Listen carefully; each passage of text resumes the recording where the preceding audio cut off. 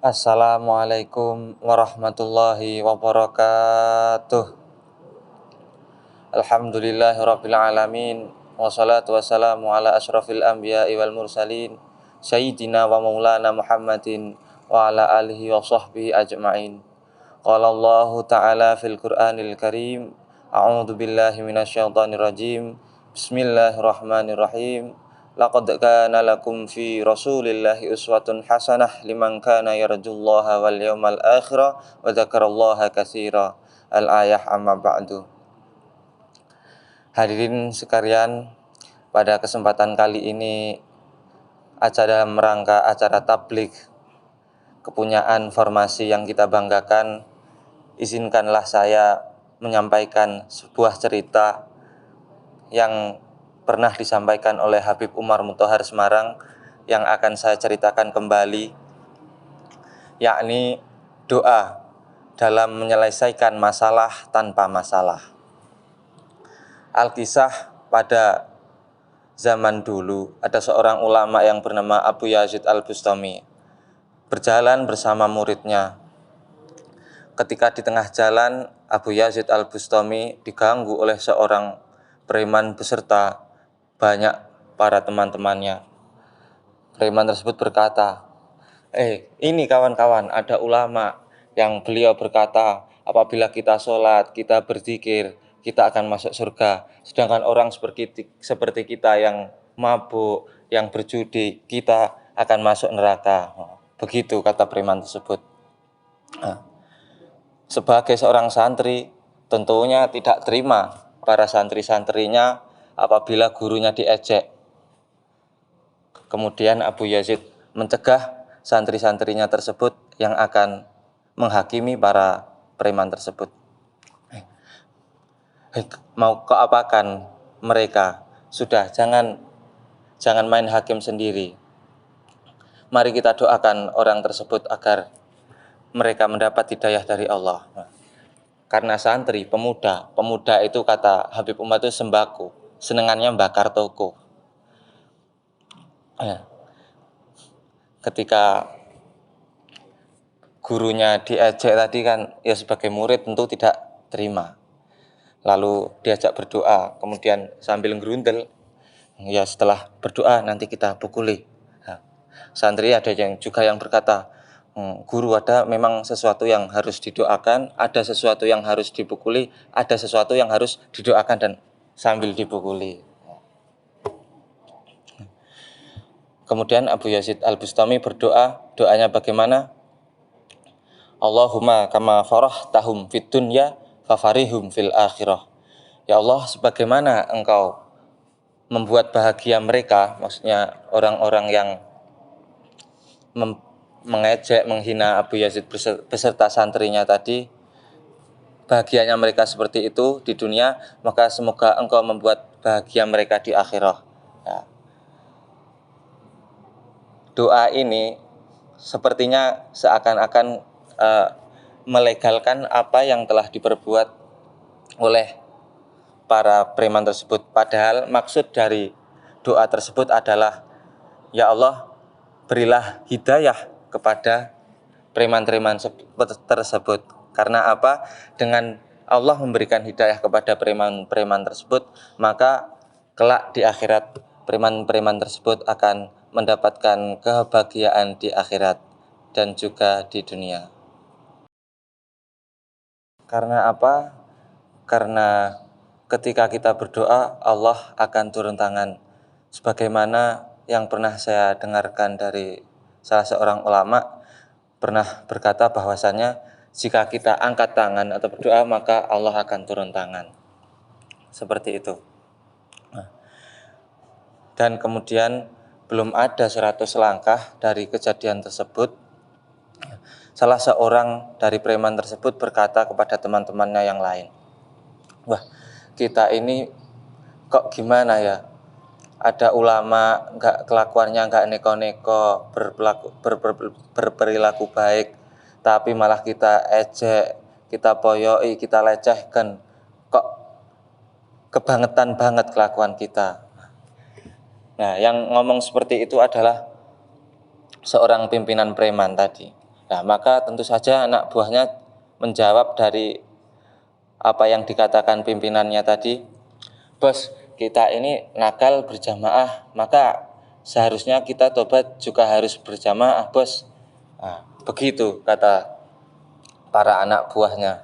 Nah, kemudian setelah bosnya berkata demikian, maka kemudian bosnya dan para anak buahnya mengikuti Abu Yazid Al-Bustami dan murid-muridnya.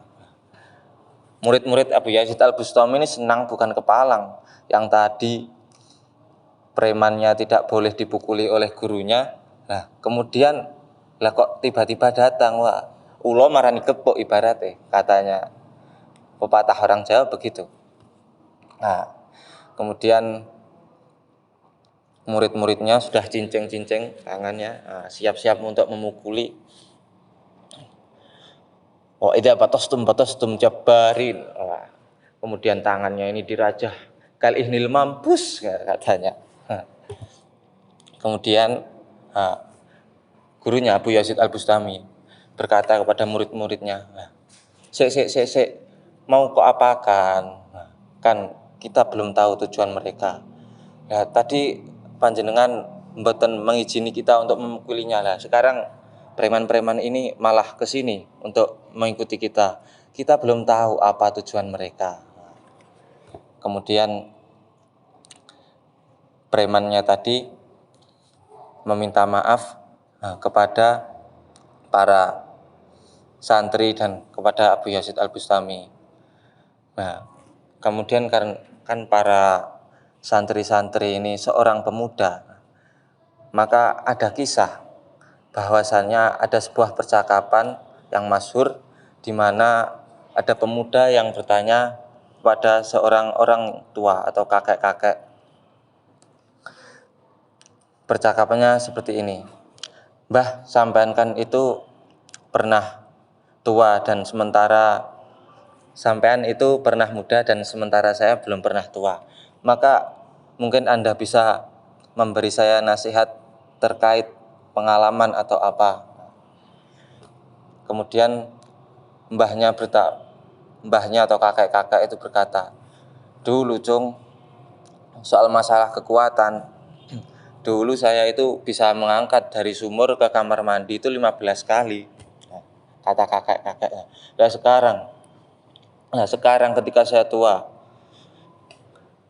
kok ngangkat timbo, mandi cung, mandi, ini apa jeber ini isinya air tapi sebelum sampai kepala ini sudah habis duluan airnya. Itu soal tenaga. Nah, kemudian terus apa lagi Mbah? Soal makanan dulu saya pedes masuk, asin masuk, asem masuk, kecut masuk. Lah sekarang Mbah, pedes titik cerot, atis titik serot. Nah, itu soal makanan. Kemudian pemuda tadi berkata, maaf Mbah, beribu maaf ini. Kalau soal urusan wanita bagaimana Mbah? Kalau urusan wanita, ya, kalau saya tua kan, urusannya itu tambah repot lagi cung. Kalau saya ini, kalau yang muda moh kambek aku, yang tua aku moh, repot kan. Jadinya lontang kelantung seperti ini. Kemudian tatkala preman-preman beserta sang kepalanya datang tadi, kemudian murid-murid yang mengira preman tersebut akan kembali mengejek dan yang lain sebagainya, justru Abu Yazid Al-Bustami sebagai guru dari para santrinya itu, atas pengalamannya, atas kebijaksanaannya, beliau tidak terburu-buru untuk menghakimi para preman tadi. Orang tua karena pengalamannya lebih banyak dan lebih bijaksana, sebagaimana yang telah dikatakan Sayyidina Ali karamallahu wajhah wa radhiyallahu ta'ala anhu, bahwasanya apabila kalian semua bermusyawarah, maka kumpulkanlah yang tua dan yang muda. Yang tua kamu ambil pengalamannya, dan yang muda kamu ambil semangatnya. Walaupun orang tua itu bodoh atau tidak berilmu, tapi pengalamannya tetap banyak, dan orang muda walaupun berilmu tapi pengalamannya kurang. Maka apabila disatukan dalam suatu musyawarah, maka akan menghasilkan pengalaman yang banyak dari seorang orang tua dan semangat yang membara bagaikan laksana anak muda. Nah, dan preman-preman tadi setelah bertobat, maka mereka pada tahun-tahun selanjutnya menjadi orang yang lebih baik, dan diceritakan bahwa para preman tersebut menjadi salah satu dari beberapa orang-orang yang dikasihi oleh Allah Subhanahu wa taala. Semoga apa yang saya ceritakan tadi dapat diambil hikmahnya oleh saya khususnya sendiri dan oleh teman-teman semua. Kurang lebihnya mohon maaf. Wallahu a'lam bishawab. Wallahul muwaffiq ila aqwamit thoriq. Wassalamualaikum warahmatullahi wabarakatuh.